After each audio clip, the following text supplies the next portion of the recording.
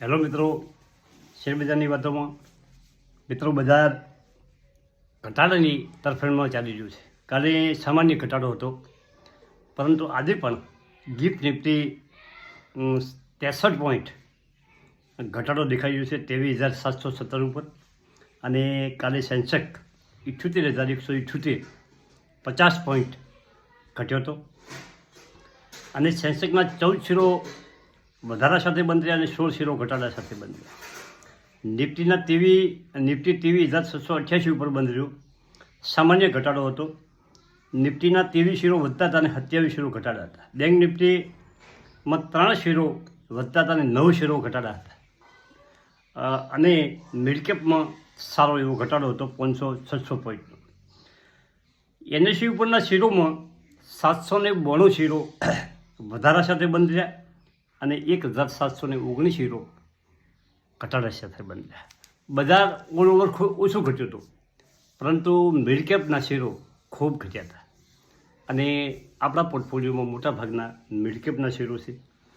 એફઆઈસીની જે વેચવાલી ધીમી હતી એ વેચવાલી કંઈક થોડીક વધી છે. એફઆઈઆઈની કાલે 3,362 કરોડની વેચવાલી કરી કેશમાં. આપણા ઘરેલું ભંડોળ સતત બજારમાંથી જેટલું એફઆઈ વેચાણ કરે છે એટલું આપણા ફંડો લગભગ ખરીદેલી છે. અને કાલે પણ ઘરેલું ફંડોએ 2,716 કરોડની ખરીદારી કરી. એફઆઈઆઈ ઇન્ડેક્સમાં 1,365 કરોડની વેચવાલી કરી અને યુએસ સ્ટોક ફ્યુચરમાં 2,419 કરોડની વેચવાલી કરી. ઓલ ઓવર મિત્રો હવે બજારનો ટ્રેન્ડ ધીમે ધીમે નીચે આવી ગયો છે એવું દેખાઈ ગયું છે. અને આવા બજારમાં તમારો કોન્ફિડન્સ હાલી જાય, પરંતુ આપણે શાંતિથી બજારને જોવાનું છે. આપણે બજારમાં કદાચ નવા શેર ન લઈ કે આપણા પાસે ફંડ ન હોય તો આપણે બજારમાં આપણા પાસે જે સ્ટોકો છે એ સ્ટોક વેચવાના નથી, પકડીને રાખવાના છે. ગભરાવાની કોઈ જરૂર નથી. બજારમાં આવું ચાલવાનું. એફઆઈસી ખરીદી કરે, વેચાણ કરે, પરંતુ જે અત્યારે રિટેલ ઇન્વેસ્ટરો છે એ નીરસ છે.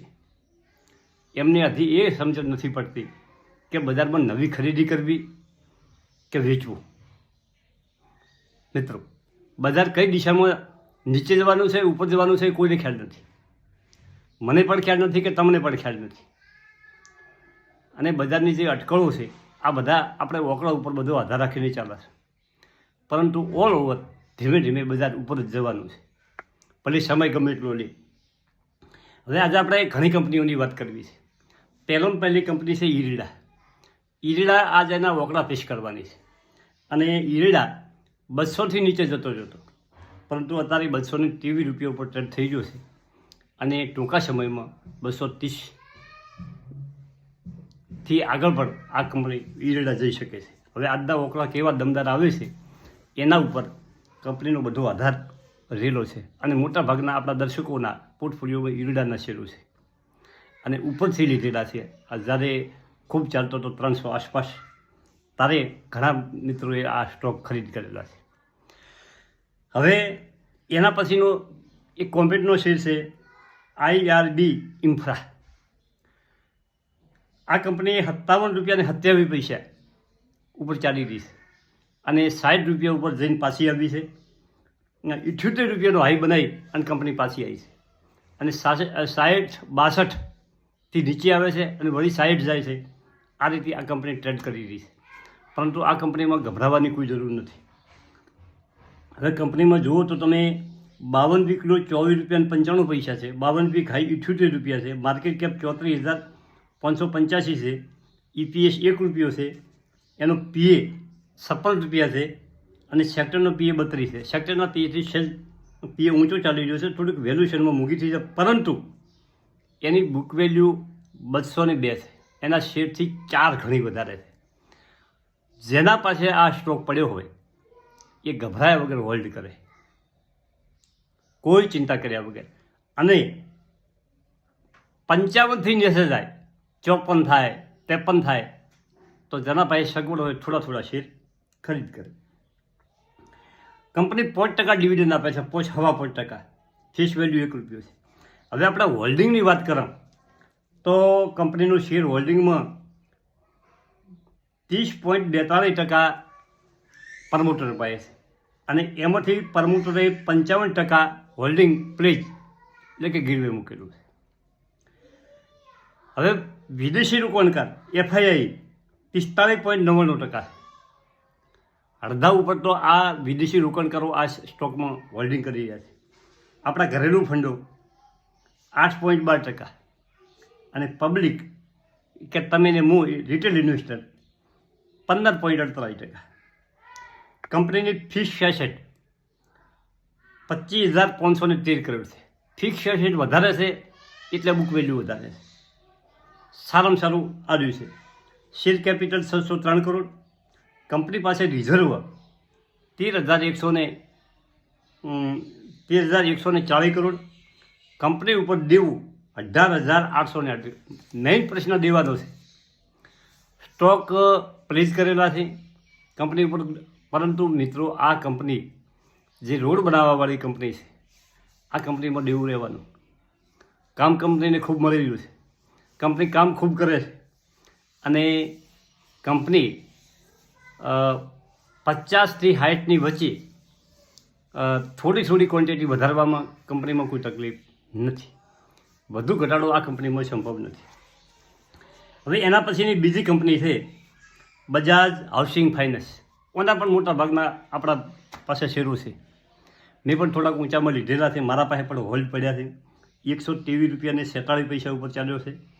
52 વીક લો ₹120.50 કાલે બનાવી અને કાલે 2%ની તેજી એમાં દેખાણી છે. અને આ કંપની પણ હવે થોડાક દિવસમાં એના વકડા પેશ કરશે અને જો વકડા સારા આવ્યા તો કંપની અહીંથી ઉપર જઈ શકે છે. પછી આપણે જે કંપનીનો વિડીયો બનાવ્યો હતો બાયો ગ્રીન પેપર, ઓના કાલે એક 15,000 શેરનું વોલ્યુમ થયું છે અને આ કંપનીના શેરો કોઈ વેચવાવાળું હોતું નથી એટલે વોલ્યુમ અમુક ટાઈમે થતો નથી અને ₹41 અને ₹63 ઉપર આ કંપની ચાલી રહી છે. મિત્રો, ઈડી પેરીનો એક કોમેન્ટ હતી કે કયા ભાવે લેવાય. મિત્રો, 997નો હાઈ બનાવી અને કંપની 866 ઉપર જાય. મિત્રો, મોટા ભાગની કંપનીઓના હવે ત્રિમાસિક રોકડાનો સમય આવી ગયો છે.